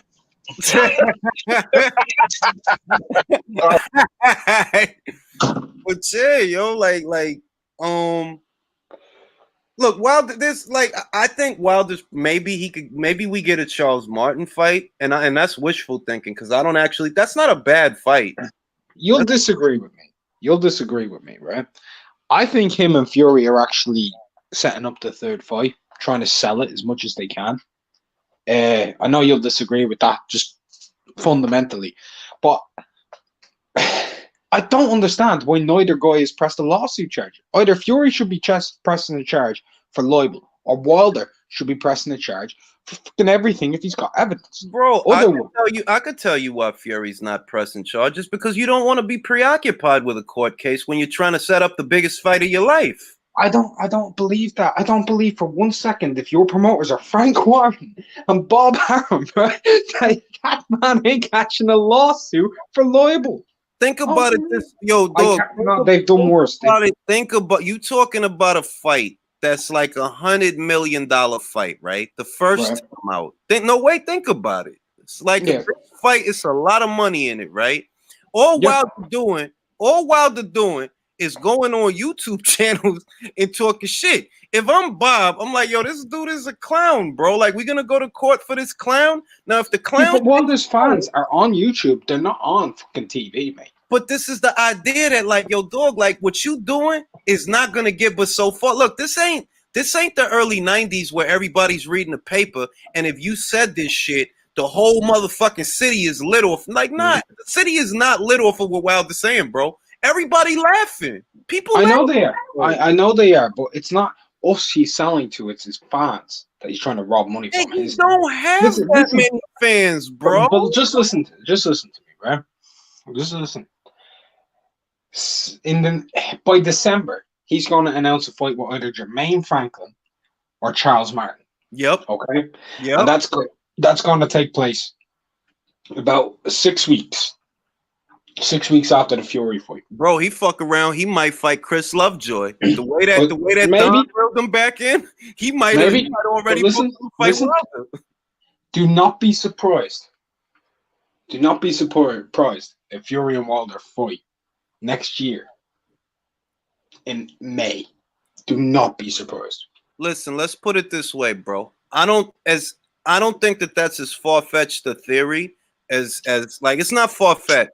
But money-wise, if I'm Fury and I'm Wilder, right, and we're in cahoots, we're like, damn, dog, we can't make the money that we made the last time, the $16 million that we made at the gate, because it ain't no gate. So we got to hit the pause button on each other. Let's hit the pause button on each other. We'll sell what we got to sell to the fans, but let's hit the pause button on each other because we ain't going to get the paper that we was going to get. If we try it now, we go out there, we do what we do, we're not even going to get the money that we just got. The only way that we come out on top is if we hit the pause button on each other. You go fight Joshua, and if you beat him, which you think you can, and maybe I think you can too, I'll wait for you, and we do it then.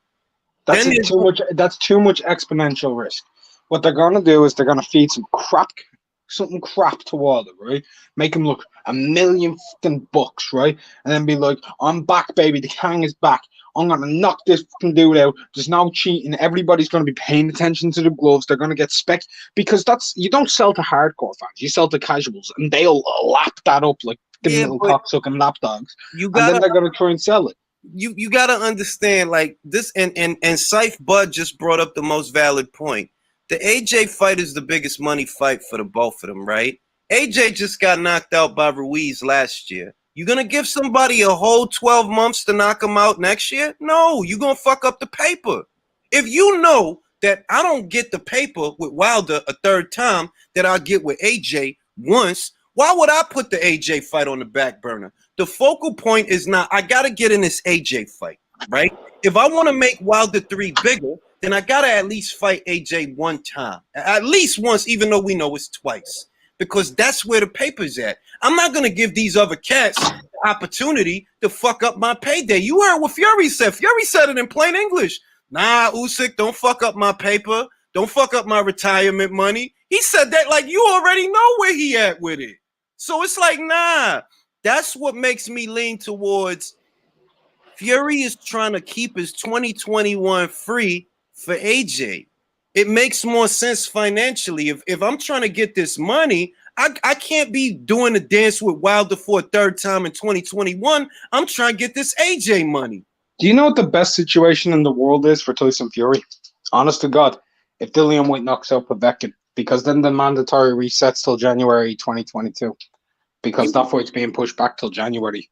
You know that as far as right now, right? Neither Alexander Povetkin or Dillian White are an obstacle that's in the way of Joshua. They not. Usyk is, but they not. So they on the side right Dillian now. is. Povetkin is. Dillian is. Dillian is. And the only reason Dillian is because Eddie keeps pushing that in front of everything else whenever Dillian's in a mandatory position. He does. I don't view Dillian as I just don't because he got knocked out and because Mauricio said what he said, the WBC said what they said, that now everything is like, all right, bro, I get it, and you were gonna take every fucking opportunity to do that. So I was expecting that. You know what I mean? It is what it is. Right now, the focal point for Tyson Fury is getting at that AJ money. Even if he were in cahoots with Wilder, and this is all something that they put together with each other, even if it were that way, the focal point would still have to be getting at that AJ money. There's a lot of money on the table. A lot. And you're not going to you're going to wait for another Andy Ruiz situation to happen? Nah, you got to get that while that's there. And it's there right now. I can't imagine that they would let AJ fight people for a whole 12 months when that money's on the table. I can't imagine that. And to do what? To fight Wilder for a third time? Nah, bro. Wilder just told on himself. He just said, like, there was more money on the table for me to fight AJ. All right, then, bro. So we know what we're dealing with then. We know what we're dealing with. Well, we can play detective as much as we want. We can only wait and see, you know. It's going to be interesting to see how this shit plays out. Really interesting. I just don't imagine it's possible. Like one portion of it is compelling and one portion of it is possible that maybe they're working together. I don't rule that out. It's just, okay, if we're going to make this cohesive and round it out, you're working together to what end? To have a third fight later on in the year? Nah. You're going to mess up the AJ money if you do that. You want to mess up the AJ money? The AJ money is what it's all about. That's my son getting chewed out by my wife in the background, by the way. If you can hear it. Beautiful. But yeah, man. Nothing in this world is more enjoyable than a youth being chewed out by a mother. Oh, yeah. Nothing. Do you hear that? Yeah. Oh, yeah. He done fucked up. She's not happy. He done fucked up. She's not happy, and Shelly doesn't want to talk about it. Welcome to Wednesday morning. Of course, Shelly doesn't want to talk about it, but Shelly Finkel himself, a few months ago, maybe 2, said that a lot of what you're seeing, a lot of the reports that you've been seeing in the news aren't even worth addressing. So that should let you know where Shelly Finkel's at with all this shit associated with Wilder.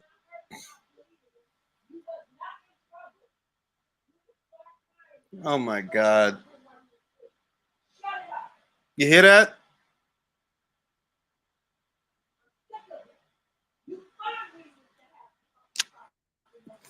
Yeah, she's furious. I'm going on the terrace to smoke because. You won't fucking read it. You wake up crying for nothing. This is a good advertisement. Yo, what did he do, bro? He's you know, he throws he's like I was when I was young. If you woke me up for school when I was young, I was in a horrible mood, and that's how he is. Yeah, she's giving it to the little man. Oh my God, I get fucked up, bro. yeah. Yeah. In her defense, he's got it coming. He's had it coming. But He probably do, but bro, I don't know what it is, man. But that just takes me right back to when I was like 5, 6 years old, man. I'm like, oh, the poor little guy, man. He's probably all types of fucked up right now. He just woke up. He's being screamed at by a woman. Listen, man. Listen, man. I'm gonna say that my son is probably a lot more spoiled than I am. If I went somewhere with my grandmother and I didn't sit where she told me to sit, I would get a swift shoe across the face. So believe you me, my little man is spoiled. And that's why he behaves the way that he behaves. I like how it's not a slipper; it's a fucking shoe. Well, we're outside, and she'll take that motherfucking shoe off, pop me with it. But back to just back to the wildest shit. Long story short, if they were working together, right, and they wanted to hit the pause button on what they were supposed to be doing, the ends would have to justify the means, and the only way you could justify the means is if it's for the AJ money. That's it. This this third fight is not worth the money that fight is worth, and we know at minimum that Tyson Fury is trying to get at that money. Wilder would have been happy coattailing the synergy from around the fight to fight other people and get little paydays, because that's what he was doing. Like, you're gonna talk about the AJ fight, right? But you happy making money with Brazil, and you were just happy to make money with Brazil and Ortiz for a second time. You wasn't really trying to get at the AJ money, but Fury is. So I don't believe that he's gonna let that get sidetracked to fight Wilder for a third time. When next year, bro? What about the AJ money? And MTK Global, Eddie Hearn confirmed on his side. You understand? Confirmed on his side that they had those conversations. Yes, that's true. That's true. They had those conversations. They're like, yo, we got the split. You know, we got that out the way. And that's a big hurdle, because usually that's what stops a fight. The goddamn split. So if they actually had those conversations, yeah, they at least Fury is that he trying to have a fight next year. That's why he's bailing on Wilder, which is why I lean towards that he was going to fight Wilder for a third time. But now it got pushed back too far. And, bro, you're getting in the way of my AJ money. Yeah, we got a little bit of breaking news here, bro. What's going on? It's just Frank Warren responding to Eddie Hearn suggesting Fury versus White, right? Frank Warren on Eddie Hearn suggesting Fury versus White. Didn't Dillian White get absolutely poleaxed in his last fight? They have this fighter, Hrgovic, who they kept trying to get versus Dubois. They're saying he's the next big thing. Let's see. Put him in with White. I'll buy it. I mean, I'd buy it, but I'd buy it. No, I would buy it. I would buy it. Of course, I would buy it, but it's like shit. Yeah, that's I would want to see that. But Frank is telling you know what he thinks about Hrgovic. If you're not trying to get him in there with Dubois, or the winner of Dubois versus, like, you ain't got to say a bunch of shit, but you could be like, yo, all right, if Hrgovic is king shit and you so sice about him, why don't you put him in there with the winner of Joyce versus Dubois? Put him in there with one of my boys. I guarantee they spark him out. You're more confident to put the winner of that fight in there with White for a reason. You don't want nothing to do with no Philippe. Philippe will fuck them and you up. He'll climb out the ring and punch you in the mouth. Viva Croatia. Shit, give me Alen Babic versus Nathan Gorman. It's a good fight. I'll take it. Battle with the bald heads. It's a good fight. It's don't be... Who you got in that? I got Gorman. Gorman takes him past 4 rounds. He takes him past 4 rounds. I'm gonna tell you what. That's the kind of fight you don't bet on. You don't bet on a fight like that. Nah, I'd bet money on Nathan. I've done it before. I wouldn't. I don't know if Alen is gonna hold up after 4 rounds. I know. That's why I bet on Nathan. I don't know. I think that stamina tank could be gone. It could be, but what if it isn't? You know, Nathan is a good boxer, but he can't punch. You don't need to if there's no gas tank, and I don't think there is. He was puffing after like a couple of rounds with Kennedy, and he got him out of there. He puffs, man. He's got no gas tank. I don't know that Nathan can keep him off for 4 rounds. I don't think Babic can stop him, even if he is landing cleanly. I think he can. Nathan's not a busy puncher, bro. He's not a volume guy. You're gonna try to roll shit off the shoulder, get off the occasional counter, and it may or may not land because you're so flustered. Because this fucking guy won't go away. He keeps standing in front of you, throwing punches. This heavyweight, man. Pressure at heavyweight busts pipes. You ain't gotta hit the dude but one time to frazzle him. I don't know, man. I don't want to count Allen out, man. IQ, do you agree boxing needs to have a real commission or might as well be? Yeah, I agree. I think there needs to be one commission that oversees everything instead of different commissions state to state.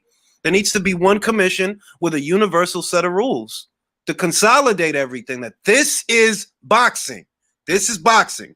Not boxing in Nevada, not boxing in New York State, not boxing in fucking New Jersey or wherever. This is the rules of boxing. I don't understand why that's so elusive. You got the MLB, you got the NFL, the NHL, the NBA, but boxing is like it depends. It has to depend. Fucking UK has the BBOC.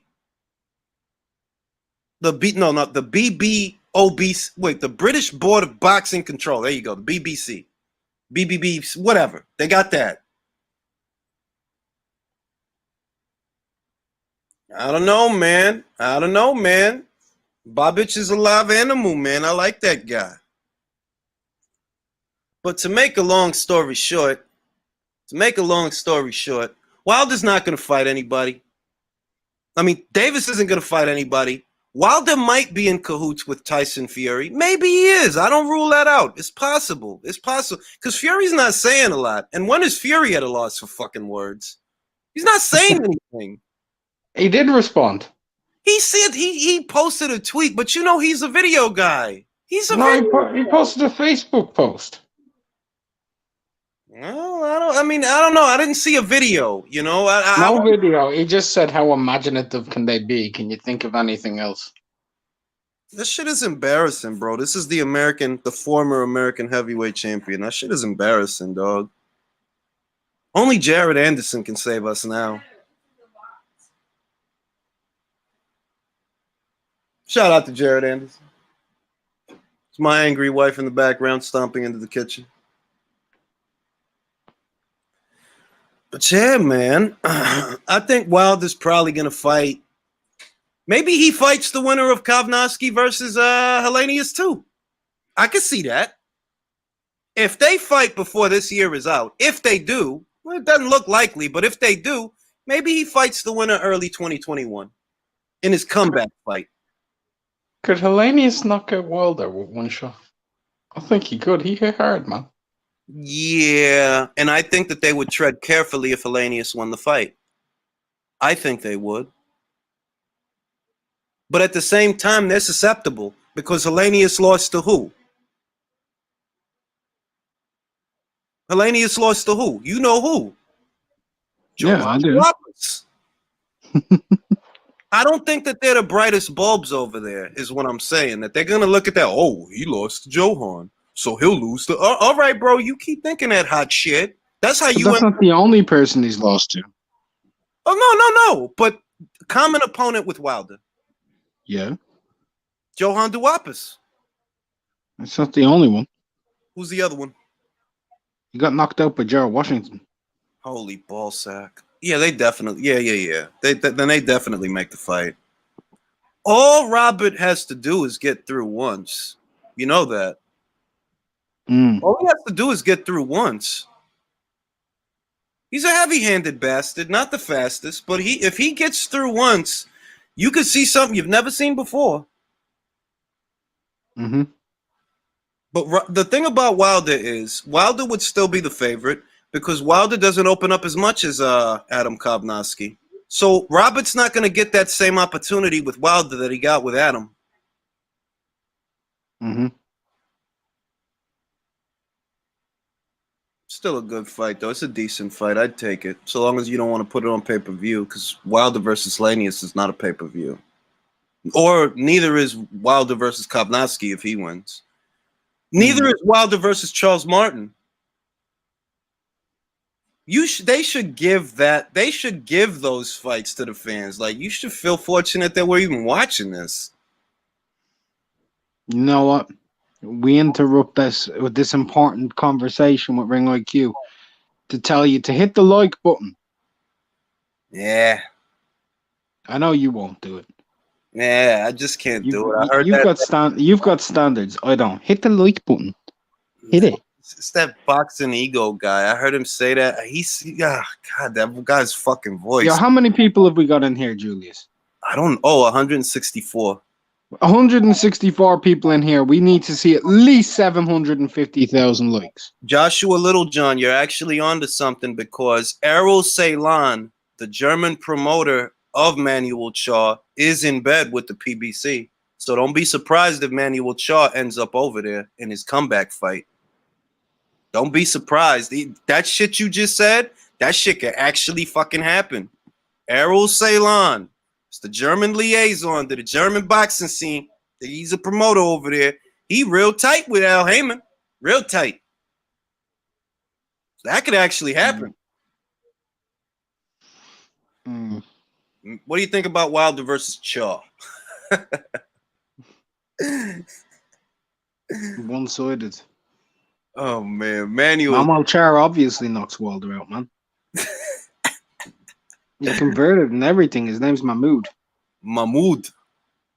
Manuel, yeah, he does. He holds the regular title, man. He's the regular champion. Longest reigning heavyweight champion right now. Yeah, man. Fact. Technically. Technically, he is. Is he? Yeah, he is. Second longest reigning heavyweight champion right now is Trevor Bryan. Fucking hell, man. Why did I heard? I don't know how true it is that King pulled Lovejoy out of the Allen fight because he's got a fight with Bryan. Is that confirmed? Yeah, they reported that like months ago, way before lockdown even happened, that they were going to be fighting. Why didn't he just fucking follow up with the Char fight? Fucking Bryan was supposed to fight Char. It's the ideal scenario. You're both coming off the couch. Fucking putting him in there with Chris Lovejoy. Imagine Char got sparked by Chris Lovejoy. That's possible. I think Chris has been a little bit more active than Trevor. When's the last time Trevor had a fight? 2017? 2018? I know he ain't had a fight in 2 years. I think it was 2018, mate. Who the fuck wants to watch that? Don don't need to put that fight on, man. I want to watch it. I don't want to watch that shit. I'm always interested in seeing heavyweights that have literally a combined amount of 7 minutes of footage and they're both top 20 ranked. He ain't fought since he fought Blowjob Flores. Not only is Wilder, shout out to Ebo Sosa, appreciate the super chat. Not only is Wilder an embarrassment to American boxing, he's the embodiment of shame for native as a whole. How dare the chump represent? Bro, you got to understand too that it's like a lot of cats get pigeonholed when they get put in the spotlight. He's not the ambassador of nothing, bro. Like he was not important. You know what I mean? Like he wasn't appointed like, okay, this is our God. No. A subculture, a subgroup that represents a very small community within social media and not even on social media platforms. They decided that was their king. So let that be their king. But he ain't the king of Harlem. And I'll tell you that fucking shit. I'll tell you that. Like, he ain't. Like, he's not the ambassador. Like, yo, wait. See, you can't put him in a place where other fighters have found themselves. He is not in a place where, say, Larry Holmes was, Yes. He's that guy. And he's not in a place that Mike Tyson was or Muhammad Ali. He's in a Chris, and I'm not saying this to slight him, but he's in a Chris Bird kind of place. I think you're slighting Chris Bird. I don't want to slight Chris Bird, but I mean that like you are one of, that's where you at. Like you're one of. That's the era you're in. You're not the guy. You're one of the guys, but you're not the guy, and you're not my guy.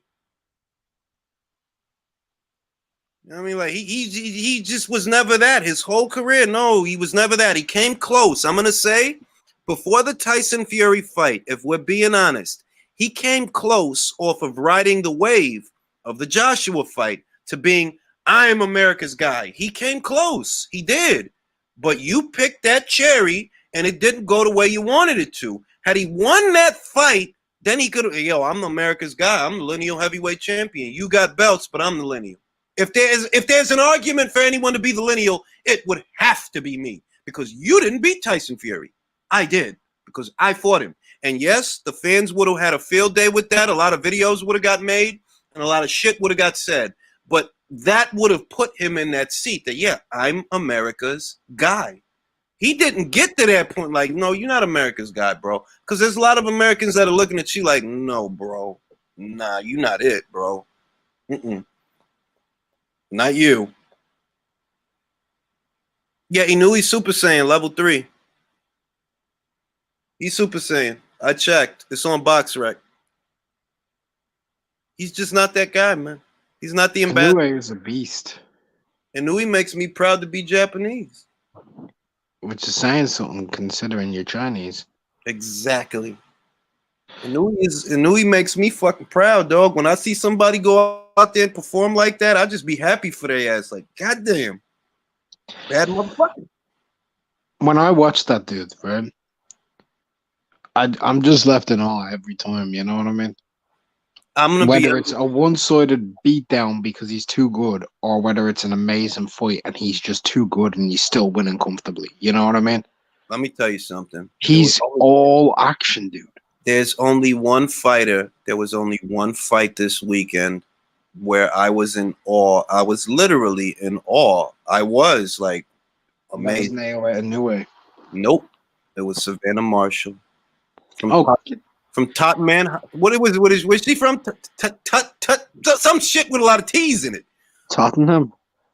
Oh my God. Yeah, you pronounce it Tottenham. She just boxed so goddamn well, dog. Oh, she did. She was the best. Her performance was the best performance on the Matchroom card, right? It was. It was, and it was. And I pick her to beat Shields. And I don't want to talk about it yet, like, but you see it. You see what I'm talking about. Like that. Like, I don't know why they think it's a foot. No, this is different. This is not an outside jabber that gets flustered when you close the gap. This is not Christina Hammer. She's super. If she doesn't get stage fright in that fight, that's my only question mark. You know what I'm talking about, Shields. She don't get stage. Shrink. I don't think she's gonna shrink. If she doesn't freeze, the way she fights, she is a true world-class boxer. Let me tell you something. I watched her. I don't know if Peter Fury's listening, but he might be. I don't know if Savannah Marshall's listening. She might be. I don't know if her friend Chantel Cameron is listening, but she might be. One way or another, that girl looked like Achilles out there. That was fucking-sational, dog. She looked like Achilles beating the shit out of Hector. That's what I saw. Like, can I tell you what I saw? God. Can I tell you what I saw? Go ahead. I know you don't like eye tests or anything, right? I know you don't. Anecdotes. But on my eyes, and I've been watching boxing a damn long time, and I've seen a lot of fights. Hundreds and hundreds and hundreds and thousands of fights, right? She's the most talented female fighter I've ever watched. On my eyes. On my eyes. Pure talent, pure boxing fundamentals, jab, move. Popping a double shoulder roll to block and then a slip counter on the turn. I would say, all right, their styles aren't similar and neither are their dimensions, but just skill, just skill for skill, how you use your fundamentals. I would say the Argentinian, Jessica Bop. She's one of the most skilled fighters I've seen her fight, but still, what I saw from... I don't see most men doing what Savannah did. Mark, I almost got a chubby watching her box. It was that good. I did get a chubby. And I'm getting it back right now. Don't whisper that to me, bro. Oh, she looked fucking great, bro. Like it was just like, and you know what really took me about it? She could have easily boxed from the outside and just walked Hannah into shots, but she was actually in the pocket, rolling punches off the shoulder, getting off little counter No, shots, no. changing. Rolling them off of both shoulders in the same movement, double shoulder roll, bro. I was like, yo, this girl is fucking amazing, dog. They've Oh, they've unearthed. Like, look, I get Katie's a star and all that. Savannah, pound for pound, skill wise better. I'm not Still gonna. would. I'm not gonna do that. I'm not gonna because I'm gonna love Katie Taylor as long I'm as allowed to do it. I'm Irish. you can do what you want to do. But Katie Taylor is okay at my house. All right, she's the No, motherfucker. I'm not saying that in a bad way. I'm hyping Savannah. That's how good she is to me. Yeah, she's fucking amazing, dog. She's really good. She the I don't truth, bro. know. I don't know. The only girl I could think of, and she's a newbie to the sport, is the Swedish girl, Cedar Ruse. Cause she hit hard, man. She hit hard. And she big. But she's nowhere near as fluid as Savannah, man. I'm like, oh my God. The boxing, dog. Do you think Clarissa will fight Savannah, or do you think she'll duck her?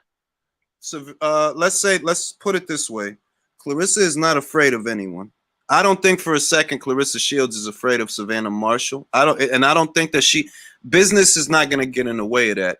I believe that Clarissa will have the fight. I firmly believe it. I would be shocked if we started seeing debutante shit. I really would be shocked. Like, whoa, wait a minute. Now your tune changes? I would be shocked. But overall, stylistically, aside from the anecdotes and intangible stuff, stylistically, that's a bad fight for Clarissa. It is. It's a bad fight. Like, Clarissa's got hand speed, but you need to be close to Savannah to do it. Is she going to let you be close enough for you to use it? I don't know. She's got a great set of legs. She has got angles. She's ambidextrous. She punches harder than you do. Yeah. It's a sensational fight, man. Let me tell you something. That fight is not Taylor versus Serrano. I was about 75% sure that Katie beat Samantha. I was 75% sure of that. In all actuality, I was only 60% sure that Katie would beat Delphine in a rematch. I was only 60% sure. It's too close to 50, but that's where it was at. 75% sure that she beats Amanda, though. 75% sure. This fight? Yeah, man. We need to get this fight. Savannah, man. I'll tell you this, Jay. Jay, you know the way, like I'm one of those people that was a bit pessimistic with women's boxing, and I'm still leaning into getting used to it, right? Nah. You know the way I'm one of those, right? Uh-huh. If they put that fight on and it's in the UK, right? So it's at an appropriate hour for me. I'll pay the €24.95 pay-per-view for it if it's the headline. I'm telling you, man. I will. I legit will. I think that Clarissa has not had enough time yet to get off of that amateur style, because I feel like she still fights like an amateur, that she's just going for activity and going for points. I feel like when she backed Christina Hammer into the corner, she was just letting them go. You weren't looking for a hole to get off a good hard shot or a good body shot. You was just letting them go. Like, oh, I'm gonna just throw because she can't take it, so I'm gonna just throw. And yeah, you lumped her up, but wouldn't it have been better or more awe-inspiring had you dropped her? And you got to hit them with something that they don't see to do that. Clarissa Shields' hand speed is one of her greatest weapons, but it's a drawback also because you're just throwing. So they don't want to mix it up with you. They go into survival mode. They cover up. Get into shell mode. They don't want to get hit by nothing. And that stops you because you keep throwing, using your hand speed, from getting off a really good hard shot. She fucking dropped Ivana Habazin, so I know there's got to be some power in there. On